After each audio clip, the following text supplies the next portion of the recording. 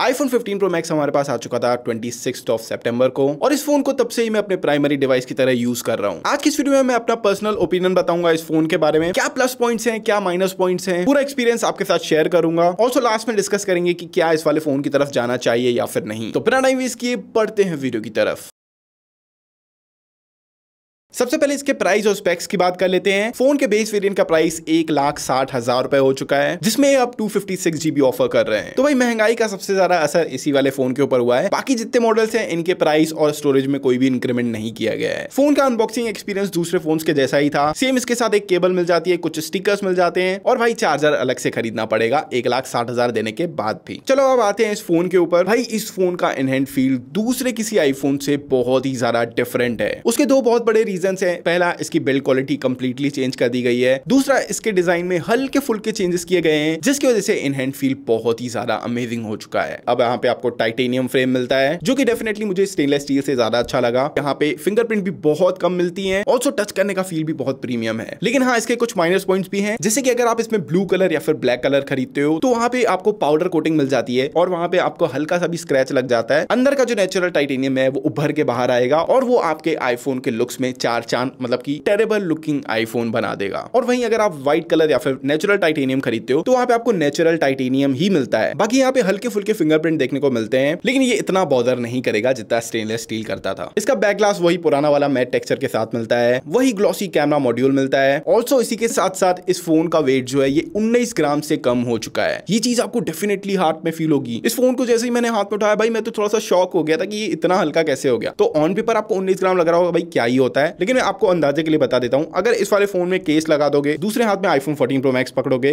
Without case, तो ये दोनों सेम वेट के हो जाते हैं। तो यहाँ पे आप समझ सकते हो कि यहाँ पे कितना डिफरेंस है। तो ये तो थी इसकी बिल्ड क्वालिटी। अब डिजाइन में यहाँ पे हल्का सा आपको डिफरेंस मिलता है, वो ये कि इसके जो एडजेस हैं यहाँ पे आपको हल्का सा कर्व मिलता है। पहले जो 14 Pro Max था वहां पे एकदम फ्लैट एडजेस मिलती थी, जिसकी वजह से हल्के से शार्प एडजेस मिलते थे, लेकिन यहाँ पे आपको स्लाइटली कर्व्ड एडजेस मिलते हैं, जिसकी वजह से इन हैंड फील बहुत ही ज्यादा अमेजिंग हो चुका है। एक्चुअली अगर थिकनेस की बात करूं तो थिकनेस बढ़ चुकी है 14 Pro Max के कंपैरिजन में, लेकिन इसके स्लाइटली राउंडेड एजेस की वजह से ये उससे भी ज्यादा पतला लगता है और इन हैंड फील बहुत अच्छी प्रोवाइड करता है। हाथ में आराम से पकड़ सकता हूं मैं, कहीं से भी कोई दिक्कत नहीं हो रही है। क्वालिटी की बात हो ही रही है तो भाई यहाँ पे मैं आपको बता दूं, इसकी जो स्क्रीन है इसमें बहुत जल्दी स्क्रैचेस लग जाते हैं। तो जितनी जल्दी हो सके इस फोन में पहले स्क्रीन गार्ड लगवा देना, नहीं तो भाई बहुत बड़ा फटका लगने वाला है। मेरे iPhone 14 Plus में मतलब कि भाई वो फोन ऐसे ही पड़ा था, हमने बीरोस वगैरह रहने के लिए रखा होगा तो कोई चीज उसके ऊपर रख गई या कुछ भी हुआ, वहां पे इतना शार्प स्क्रैच आ चुका है कि भाई हमारे दिल में दर्द होने लगा। तो भाई इस फोन पे केस और स्क्रीन गार्ड तो सबसे पहले लगा देना। स्क्रीन गार्ड का रीजन तो मैंने बताया, स्क्रैचेस बहुत जल्दी आते हैं। अब बात करते हैं क्यों आपको एक कवर लगाना बहुत जरूरी हो जाता है इस फोन पे।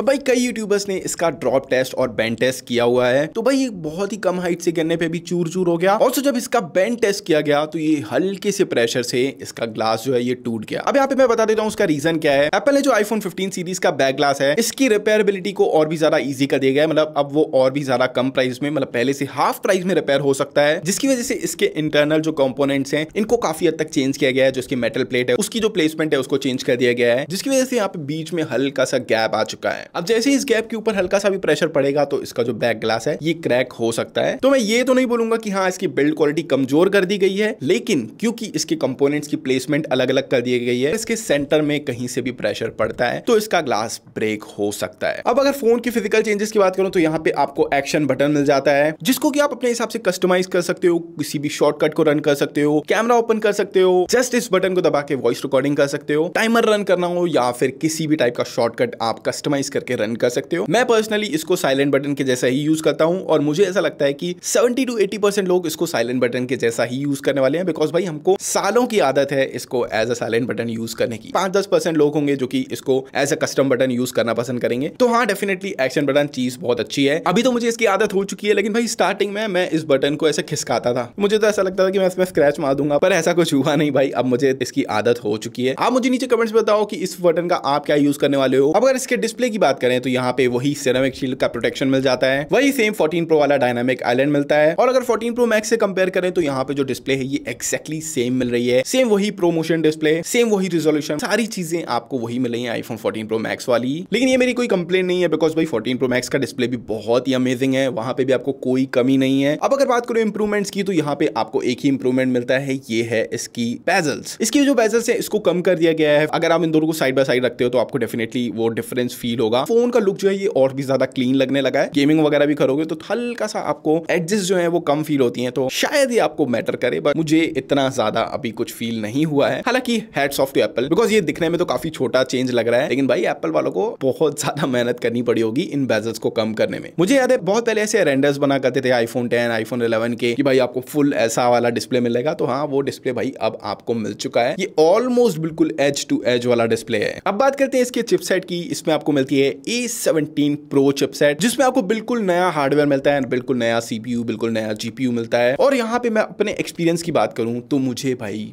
जरा सा भी डिफरेंस फील नहीं हुआ है A16 बायोनिक चिप और A17 Pro चिप में। अब यहाँ पे मैं एक चीज क्लियर कर देता हूँ, देखो A16 बायोनिक चिप ऑलरेडी बहुत अमेजिंग चिपसेट है, वहां पे भी 6 GB की रैम मिलती है, 6 कोर CPU, 5 कोर GPU, वो भी बहुत खतरनाक चिपसेट है। तो डेफिनेटली भाई जब कोई चीज ऑलरेडी इतनी ज्यादा खतरनाक हो तो उसमें जो आप इंप्रूवमेंट्स करोगे तो वो उस खतरनाक से थोड़ी सी ज्यादा बेहतर होगी, और जो चेंजेस किए गए हैं इसमें वो हर किसी के लिए नहीं है। तो यहाँ पे मैं एक चीज बोल सकता हूँ, हाँ चिपसेट बहुत ज्यादा पावरफुल है, लेकिन अगर इसके यूजेबिलिटी की बात करूं तो नॉर्मल पब्लिक के वो यूज की नहीं है। हमने इससे पहले वाली वीडियो में आईफोन 14 Pro Max और आईफोन 15 Pro Max को कंपेयर किया था, जिसमें हमने इसमें वीडियो रेटिंग टेस्ट किया था, जिसमें दोनों ने एकदम बराबर पे कंप्लीट किया था। और भी हमने काफी सारे टेस्ट किए थे जिसमें हमको इतना कुछ खास बड़ा डिफरेंस नहीं फील हुआ इन दोनों में ही। ऑल्सो अगर इसमें गेमिंग की भी बात करूं, वो भी मुझे experience as it is same to same iPhone 14 Pro Max के जैसा ही मिला। कुछ भी डिफरेंस नहीं था यहाँ पे, सेम वही गेम प्ले, सेम वही FPS मिल रहे थे। तो अब आप सोच रहे हो कि भाई A16 बायोनिक चिप है और A17 Pro नाम रख देने से प्रो थोड़ी ना हो जाएगी, लेकिन डेफिनेटली यहाँ पे बहुत बड़ा डिफरेंस है।